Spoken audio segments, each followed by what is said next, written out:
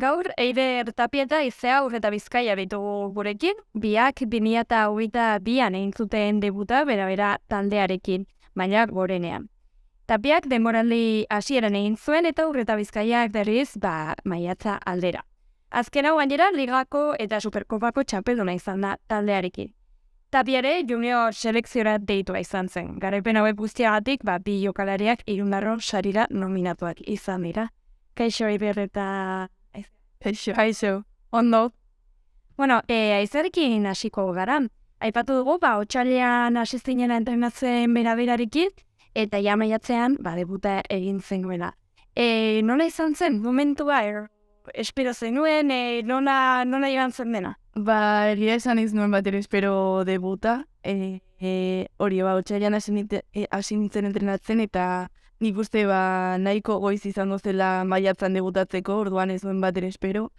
Sararen baja izan da, Sara Gilen baja izan da, azkenean aste horretan ditu ziaten, eta esan ziaten ostiralan bertan debutatuko nuela, eta izugarri ez usteko izan zen, baina oso pozik. Eta esatzen dut,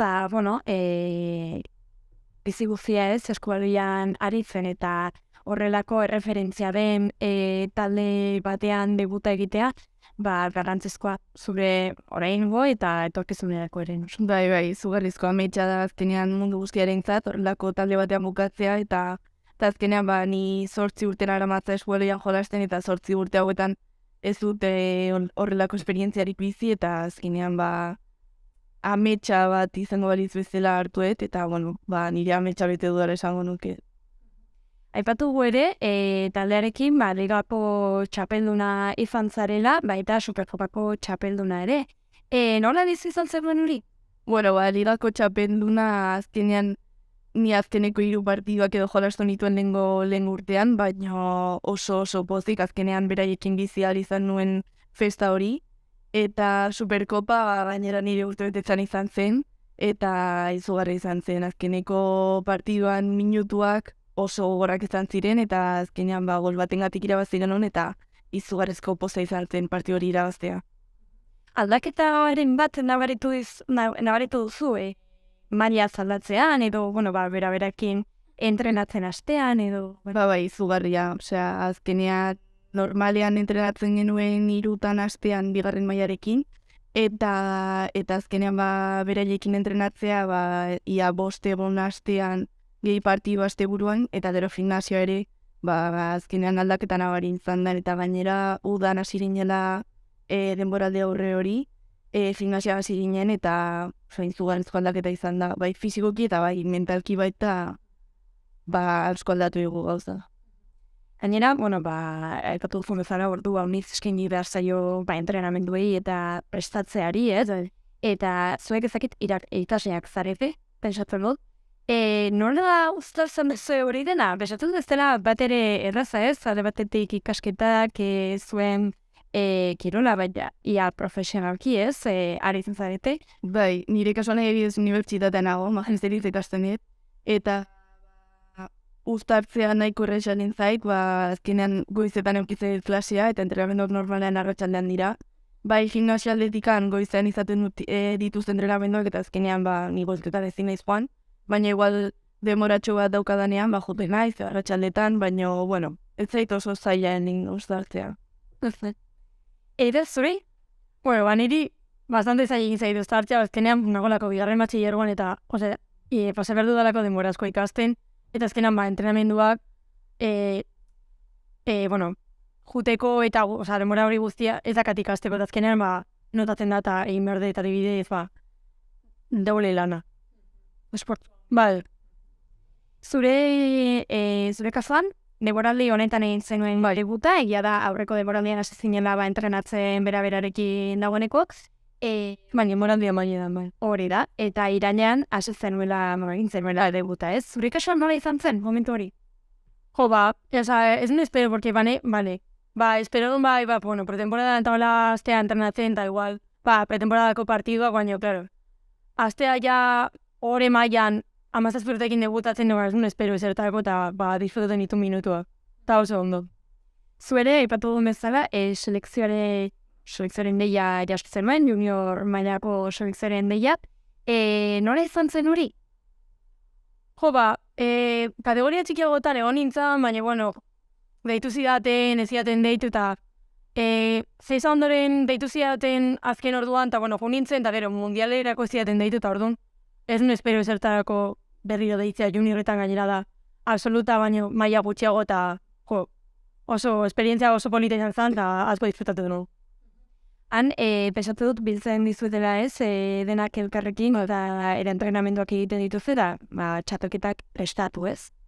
Bai. Egunero entrenatzen dugu bi entrenamendu goizean, eta arratsaldean, eta gero gimnasioa, gero partiduak, bideo azkenean da, nekatua. Aipatu dugu ez, zaila dela, eta zure kasuan zailagoa izan dela, pixa bat uztartzea ez, kirola ikasketak, eta, bizitza ez, zuen kasuan.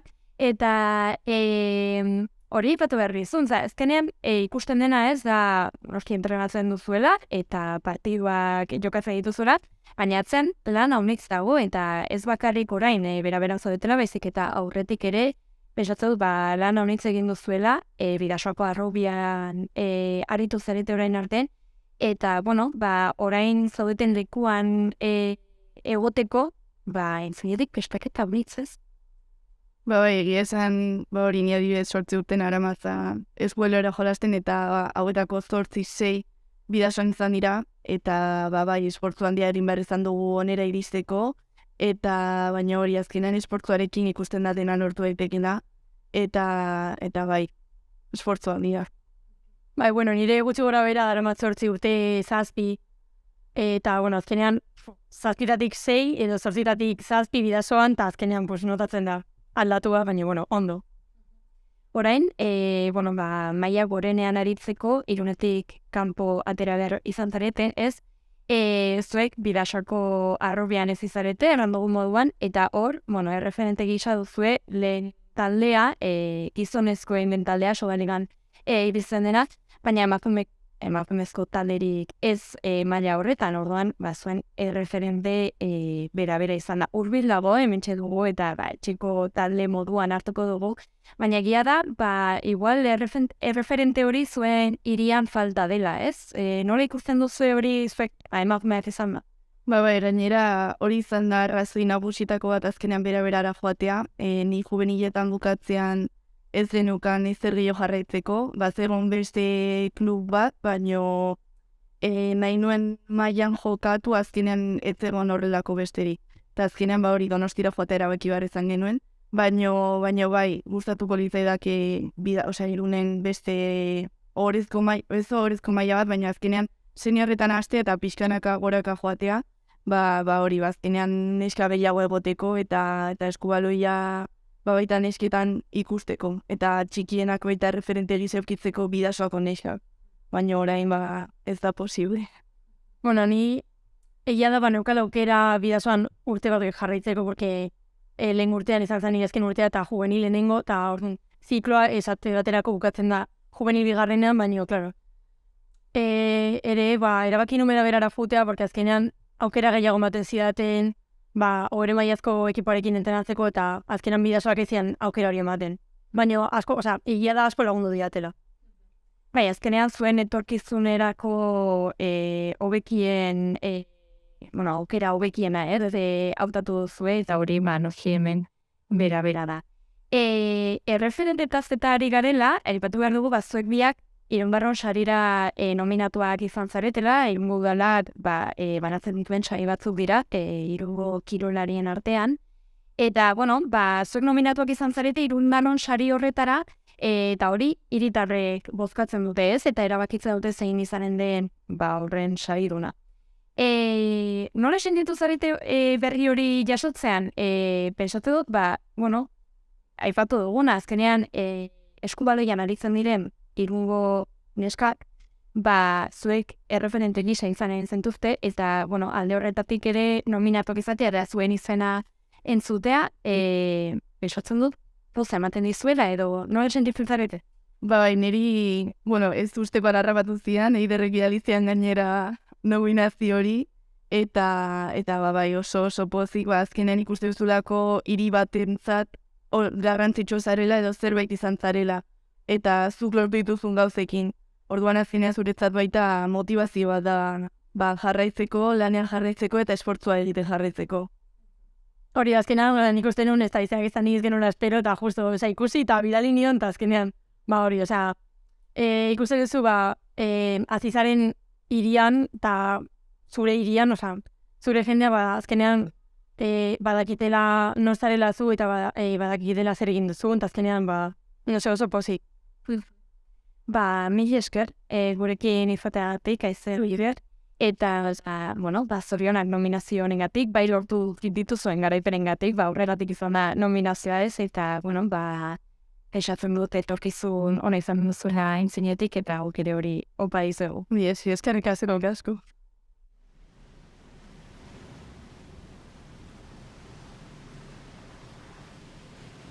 Thank you.